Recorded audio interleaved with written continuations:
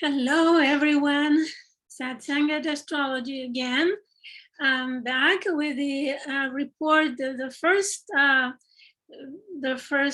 couple of weeks in May, I will focus specifically on the Taurus New Moon happening May 11th, 2021. So for those of you who don't know me, here is all the contact information. If you are interested in reading or learning astrology with me, here is all the information you need in order to get in touch with me. So then in order to study the first part of May, I need to talk about this new moon, right? However, I would like to mention that at the beginning, until the 11th of May, we are under the previous moon cycle, which had started in Aries and had made the full completion in Scorpio. So we are still in the process of transformation, right? Pluto is still operating in Capricorn, right? And we are still, now Pluto is retrograde, and we are still under the influence of this Saturn Uranus square, which is very significant not only this year, when we will have 3 squares, perfect squares, but next year by October or so, we will have an approximate square within less than 1 degree. So we can say that Saturn and Uranus are squaring each other, meaning that they are clashing against each other for almost 2 years, right? So, and it started early this year. The first square was in February. We will have another one middle of the year, and then another one in December.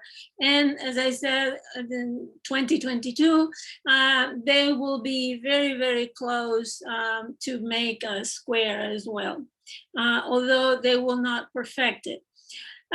So those are the major influences at the beginning of the month of May. I will share my screen. I will share the chart for the new moon, and I will talk about how this new moon will operate in our lives, right? It's a new moon in the sign of Taurus. So you can look at your chart, your personal chart, and see where Taurus is, right? And I'll refer to some houses during the analysis, but it is at 21 degrees 18 minutes, and it happens in central, let's see, in central Texas, happens at 2 o'clock in the afternoon. That will be 5 more hours for the Greenwich time in London, and later on the probably close to the 12th on the other side of the globe.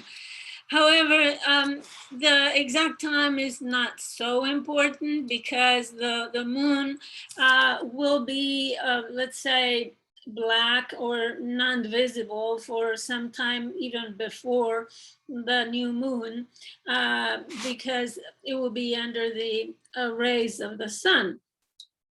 By the way, both the sun and the moon would have met Uranus, the great awakener, and the transformer, especially the discontinue discontinued energy of Uranus is very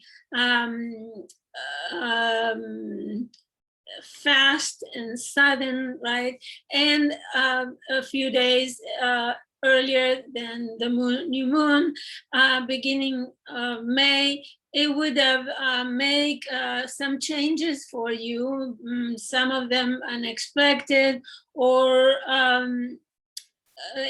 kind of eccentric or different from what you are used to, because that's what Uranus does. Whatever you are not accustomed to, this is what Uranus brings. So this new moon then will be imprinted with the energy of Uranus, who she would have met hours earlier. So one of the most, the closest aspect is the conjunction with Black Moon Lilith. The Black Moon Lilith in Taurus, as Taurus, it is the sign of material stuff, right? It is the sign where we attach to the tangible, to the things that give us pleasure, to the sensations, the use of our senses, be it touch, be it hearing or taste, or any other senses the body allows us to have. So Taurus is also the sign of our resources, where we get the food and the energy we need in order to continue life, right? Aries starts the life, is the first spark of the life, but if we don't have the feeding, right, from Taurus, then it cannot continue. Another characteristic of Taurus is that it is very very constant, and it is almost it's a fixed sign, so it is very hard to change. It describes the solid resources, material things like gold, for example, that are indestructible, things that stay the same for a long, long time. So, and whenever you have the Taurus sign in your chart, that will be your one of the very stable areas of experience for you. Suppose that it is your 9th house, that will be a very stable belief system. If it is your 1st house, for example, you will have a self-concept that will be very stable. You will not like to change unless Uranus comes and visits, right? So, which is what is happening right now. And it could be challenging for all of us, right? Because in the sign of Taurus, we, whatever house, whatever area of experience it corresponds in our chart, then we don't want to change. We prefer things stable, and sometimes the inertia, you know, not wanting to have any change. Okay, so coming back to Black Moon Lilith, Black Moon Lilith is a very emotional planet. I like it, and I have proven with many charts that Black Moon Lilith, and I follow the thoughts of Laura Walker. She has a book called Black Moon Lilith, and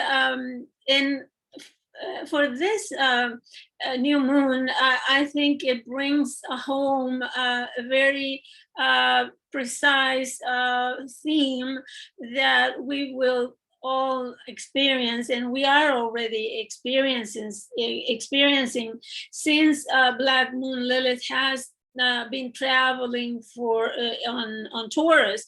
So Black Moon Lilith in Taurus is in usually Black Moon Lilith represents our fears and those shadows of our being that we don't want to acknowledge, or fears that blocks us from making progress, right? So the fear in the shadow of Taurus is the fear of security, and the shadow of security, or the fear of not being insecurity. So the fear also of scarcity, the fear that there won't be enough, the fear that we won't have enough material stuff or resources in order to survive, for example, or to satisfy our pleasures. So, or that we won't have enough in order to feel safe. So it is, Black Moon Lilith brings this sense of insecurity. And the more possessions we have, the more money we earn, we feel safer. So this is then new moon, or it is a starting of a new cycle. It will be imprinted with this desire to feel comfortable in order to be safe. And it may, let's say, the exaggeration of this Black Moon Lilith energy could be hoarding, or increasing the satisfaction of our desires, or increasing the need to accumulate whatever it is. It could be money, resources, or pleasures, right? Or supplies. So it may impel people to consume more, to buy more things, in especially those things that give you a sense of security, right? But no matter how much you accumulate, you won't feel the security. It seems like there's always lacking something else in order for you to feel safe. So during this cycle, you may gain weight, for example, or debts, right? Because you want to buy things, and if you don't have enough money, then you may incur in debts. But there is this sense of not feeling satisfied.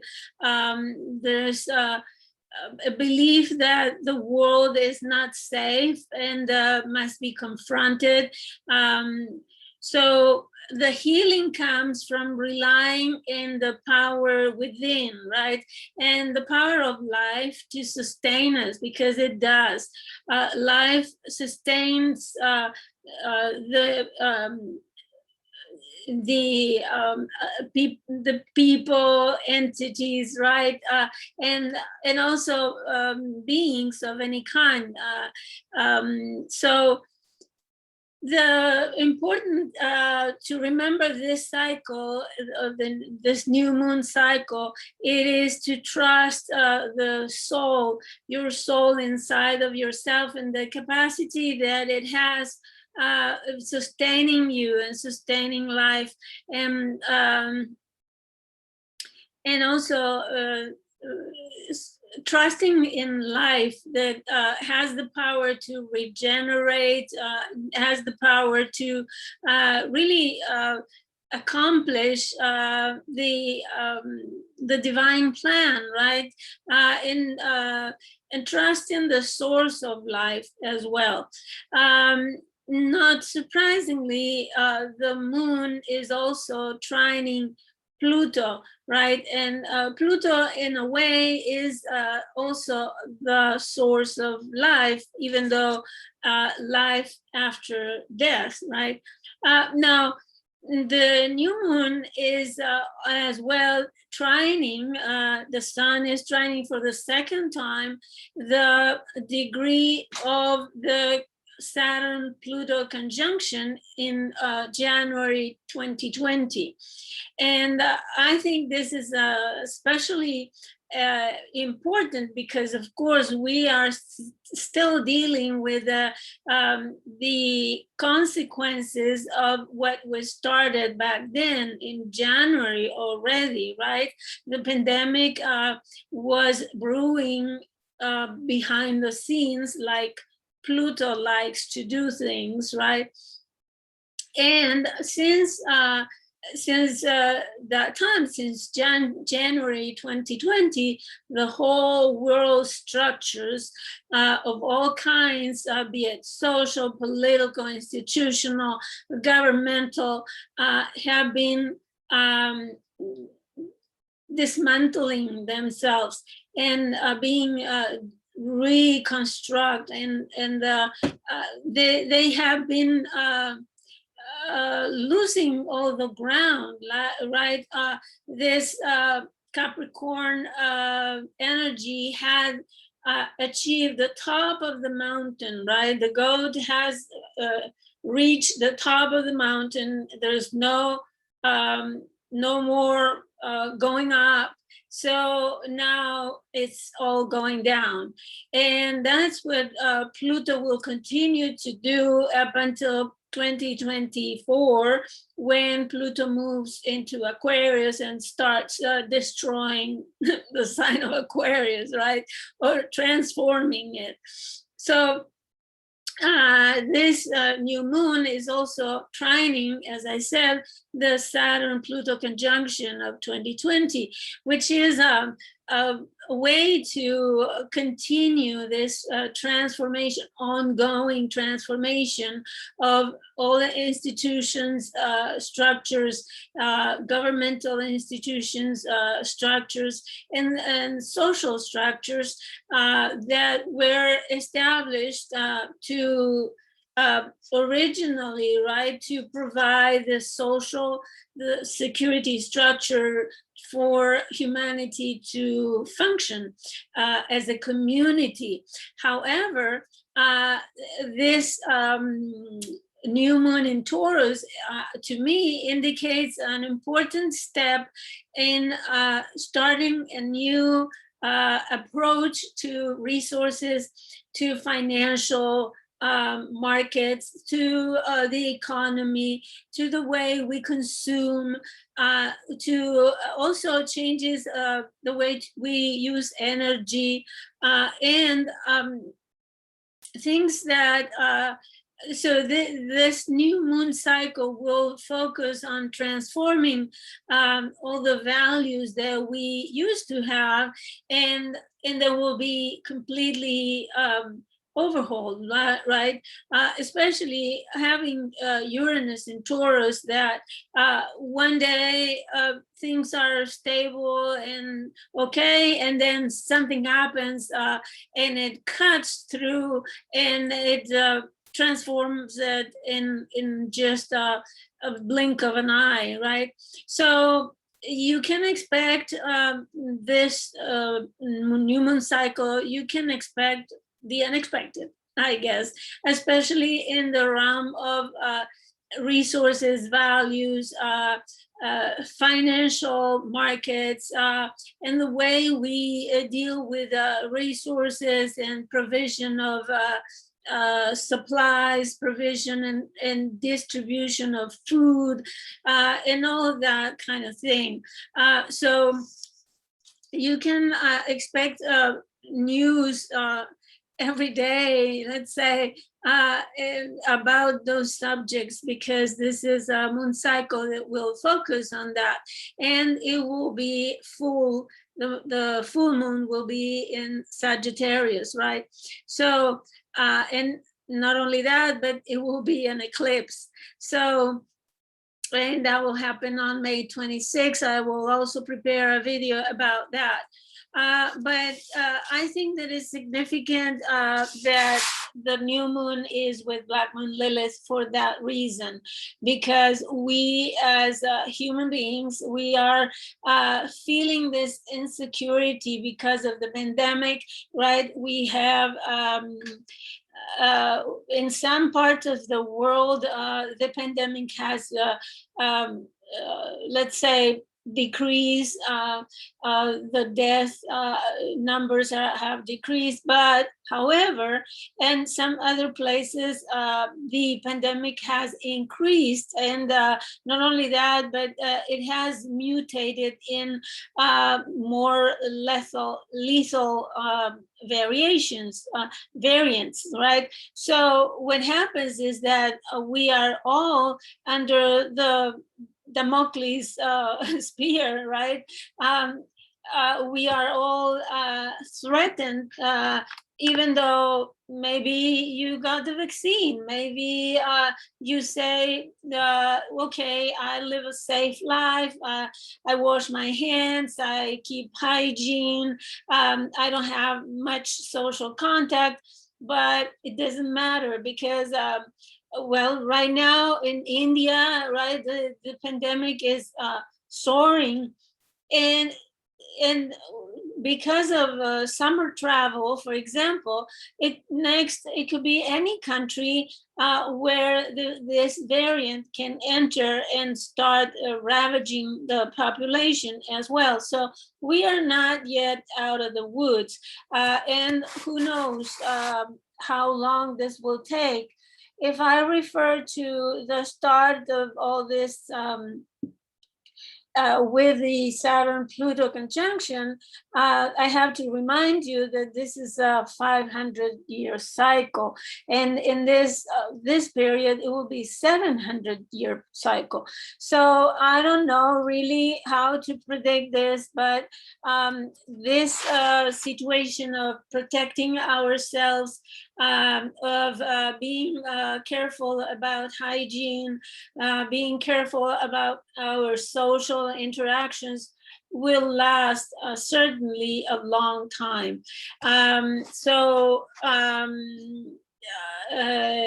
me see another aspect that is important for this new moon, and it is the sextile to Neptune, right? So in some places in the world, there may be a tendency to escape the situation through satisfying your desires, satisfying the immediate sensual needs in order to forget, you know, that there's a threat to everybody. And some people may have this tendency, because the sextile to Neptune very easily facilitates this attitude of escaping and avoiding the reality, right? Also, on the positive side, this sextile to Neptune also helps us to become more compassionate and empathetic towards others, especially with material resources. So you may see or you may feel the need to share from your resources with others who need it more. And also you may have intuitive insights about how to serve others, how to inspiration about making good financial decisions. And so this sextile to Neptune means that this new moon is supported by your faith, by the creativity that you may have.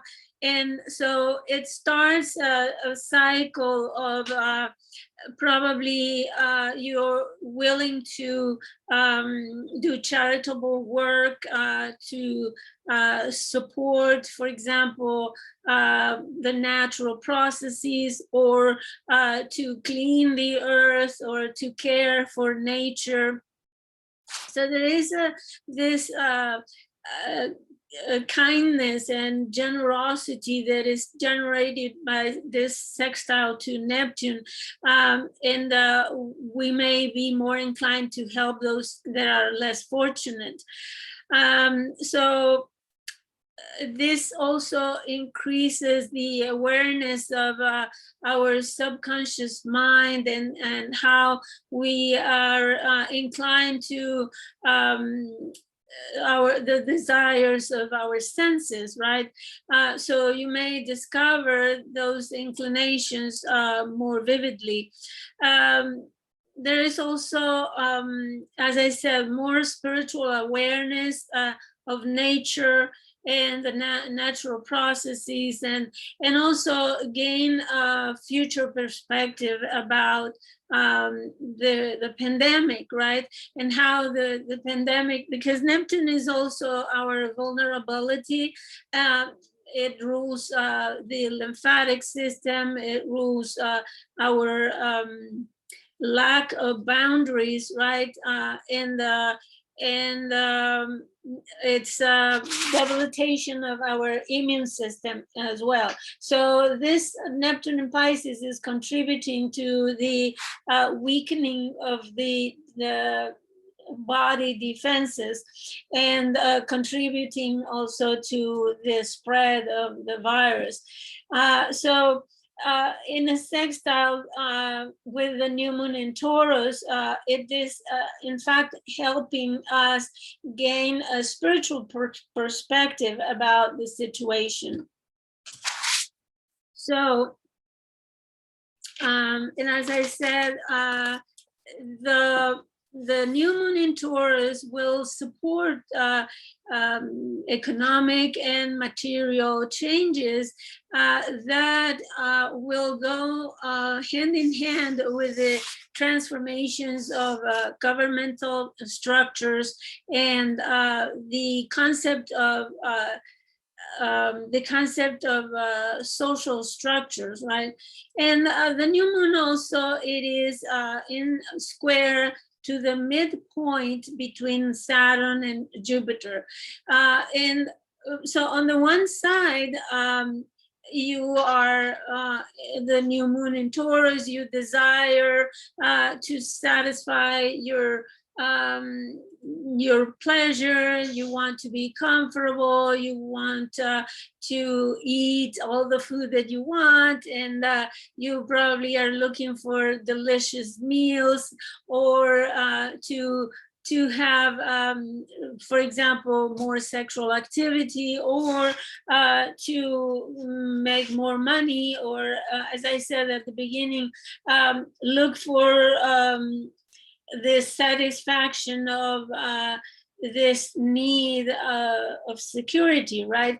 And on the other side, Saturn says, okay, well, you will have to structure that house of Aquarius in your chart. If it is, for example, the third house for you, then you will have to put structures in your mind, the way you think, right, and the way you relate to knowledge, right, and so on and so forth. But Saturn in Aquarius is for the world chart, the natural chart, will be putting discipline and structures in the social context. It is about the social distance, the separation, the rules for social interaction, for example, doing business online, and all the measures that were adopted because of the pandemic, right? On the other hand, Jupiter is at 29 degrees of Aquarius, right? It is also ruled, both of them are ruled by Uranus. So on the other side, Jupiter is very eager to finish this travel in Aquarius. And you may now, it also, I need to remind you that it rules the south node of the moon in Sagittarius. So you are probably inclined to study different ideas, to compare with your old beliefs. Also, you are developing this ability of thinking comparatively. But it's mainly Jupiter at the end of Aquarius is this thirst for knowledge and also not to get stuck in old beliefs that you may have, or old belief systems that you have subscribed to before. So it is at 29 degrees is like a quest for knowing knowledge all the time, like obsessively studying and researching and finding solutions to the current social problems, right? Aquarius is social, it's like the society. So if we consider this new moon in square to the midpoint of those Saturn and Jupiter, then we have this soup of looking for more knowledge, right? Looking for more information, at the same time implementing or using that knowledge to implement rules, regulations, and new social structures that will benefit the people in order to be safe, right? So this is a clash because you want to go your own way and satisfy your own needs, tangible needs. And on the other side, Saturn and Jupiter, what they're doing is they are trying to find new ways for you to think more outside of the box and think more not so much into your only individual needs, but the social needs. So it is like this new moon is focusing on my needs, what I want, and what society requires me from me, right? So there is this perspective to gain, and I think it will further be developed when the full moon happens in Sagittarius, because Sagittarius is the broader vision. It is the knowledge that encompasses and could be encompasses all and could be giving us meaning, right? More meaning. So that is Neptune, Pluto, midpoint. What else I have here? Okay, so the ruler of Taurus is Venus, and Venus is in Gemini, and the ruler of Gemini is Mercury in his own sign of Gemini, and together with the North Node. So for this new moon, we can be certain that we will be in many social situations. We will look for harmony in our social interactions, but we will also try to find pleasure in conversations. And Mercury will be super duper active in Gemini. Remember that the Mercury in Gemini is fickle. It's here there is like the butterfly going from one flower to the next, right? Trying to find more and more information and accumulating data, right? And Venus ruling the new moon, it is in that looking for the connections in the emotional feeling connections in social interactions. So we will be satisfying our desires, right? Mainly socially. So it will be a month of from this new moon to the next one. It will be a month of looking for more and more social interactions, be it through internet or in person or conversations, emails, letters, and all kinds of communication. So you can expect a lot of information also gathering. And in this need to find, it's also trining, no, it is squaring. Venus is in a loose square, out of sign square with Jupiter. So you can count on having this lovely, harmonious social activity, very increased with the influence of Jupiter, right? And as I said, Jupiter is looking for information. So this is what this is giving us.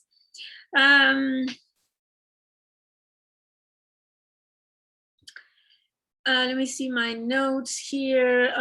Now, another important detail to have in consideration is Mars, because the moon rules Cancer, Mars is in Cancer. So in a way, the moon in Taurus is dictating what Mars is doing in Cancer, right? And I think Mars in Cancer looks for the protection of families. Not surprisingly, as soon as Mars entered Cancer, the president of the United States talked about certain measures to take in order to protect families, right? So so now we are applying that. We are looking for the resources and the money, right, in order for Mars to do that activity. Now, Mars has several aspects that are very important. One of them is the square to Chiron. It is almost exact just for 7 minutes. So the Mars square Chiron can really be bringing up this vulnerability, right? The Chiron, the vulnerability of our own existence, because Chiron in Aries is this feeling that we are not ensured our existence. So and we have seen groups, right, fighting for their survival, like people who have been displaced because of war and violence, etc., or persecution, political persecution, or people from other groups like LGBT, Q, and also different kind of ethnicities that are persecuted. What else? Black Lives Matters. So Chiron in Aries is claiming the right for existence and to be counted as having the right to live. And it represents this vulnerability to life, right? So that is, of course, reflected with the pandemic and the threat the virus represents to life on Earth, right? Who knows, maybe it jumps again back to animals and it starts killing animals. In fact, it was minks were contaminated with the virus, and they didn't die, but humans had to kill them. So it's really Chiron in Aries is really a profound vulnerability to the essence of life. So Mars in square means that Mars is working against it. Mars is taking action in order to protect, to care, right? Being defensive of the families and of people, nurturing, caring, right, in Cancer. So some astrologers, especially ancient astrology, sustains that Mars is weak in Cancer. Well, the role of Mars in Cancer is different, is the family warrior. So the actions taken are to protect family, to nurture, right? It could be gathering food, for example, or distributing food, and even vaccines, for example, and other resources that could be protective for families. So I don't think the Mars is weaker in Cancer. I think that the role is different. So it also sextiles exactly Uranus, right? And for it's about 11 minutes away from the perfect sextile. So this speaks about having independent Mars creative projects or work, using initiatives, innovative initiatives, in order to provide, right, the protection needed. So it's also homeland protection, right? We've seen as well sudden changes, like closing borders or new measures that new changes in our values, how we value travel, the different kinds of values that Uranus and Taurus is changing for us. And so Mars will be implementing those. Also, it could mean that Mars is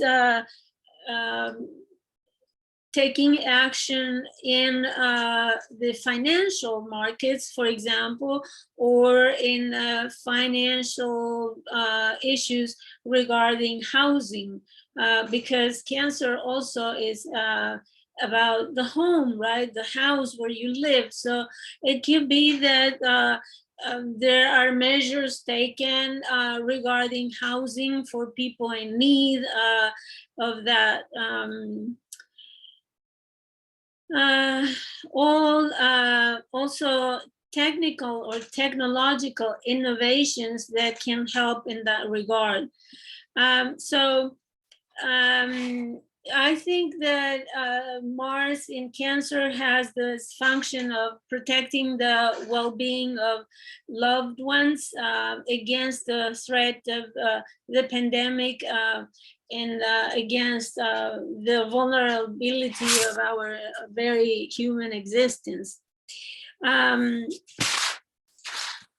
Mars is just taking action and to protect people.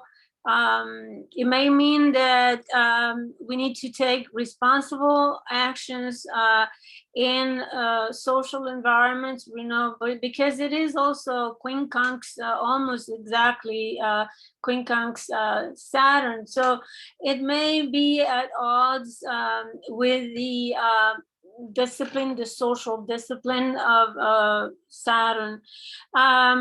So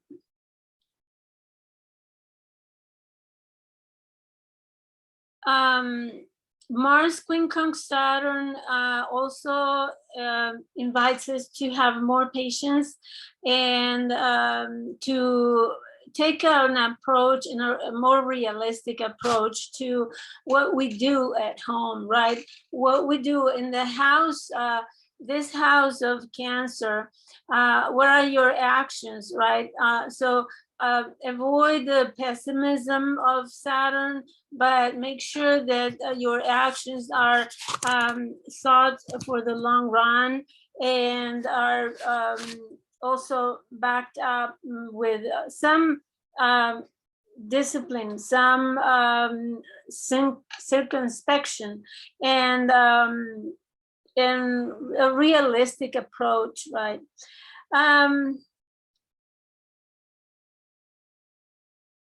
So Mars will be also taking action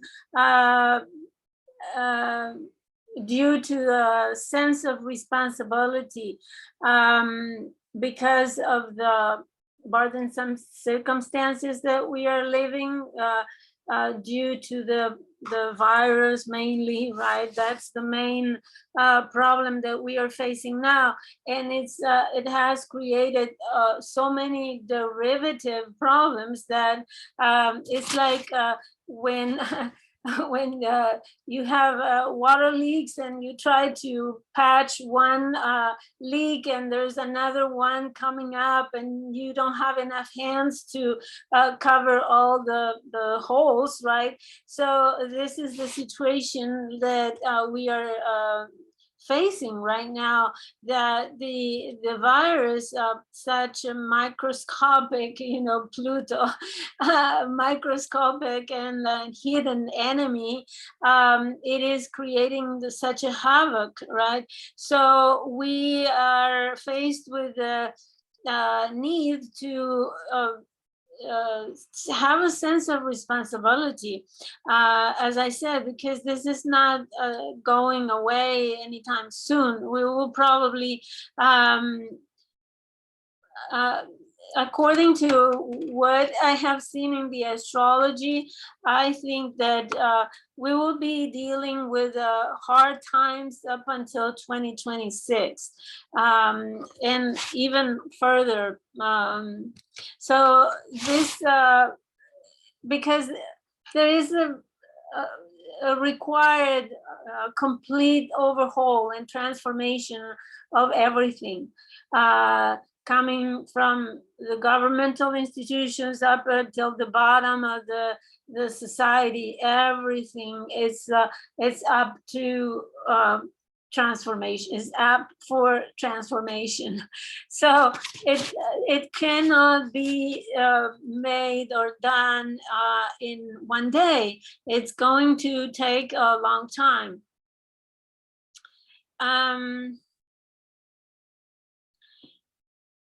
So, and as I said, the pandemic may become much more serious depending on the country where you live, and we will be required to really take responsibility not only for ourselves individually, but taking responsibility for our social influence. You know, Saturn in Aquarius, what is telling us is that the concentration of power in just a few hands so far hasn't been able to solve this huge monumental problem that we have. It will take the responsibility and the work of every individual in society, Aquarius, right? It will be more, the power will be spread horizontally in a way that we cannot expect the government to do everything for us, but we will have to take the initiative to do community work, for example, community gardens, in order to provide food and resources and help each other. So do more private initiative than waiting for the governmental institutions to give us what we need. So there is, in that sense, there is this need of personal restraint in order to for the common good and well-being. So I think that's all I had. Let me check. I think that's all.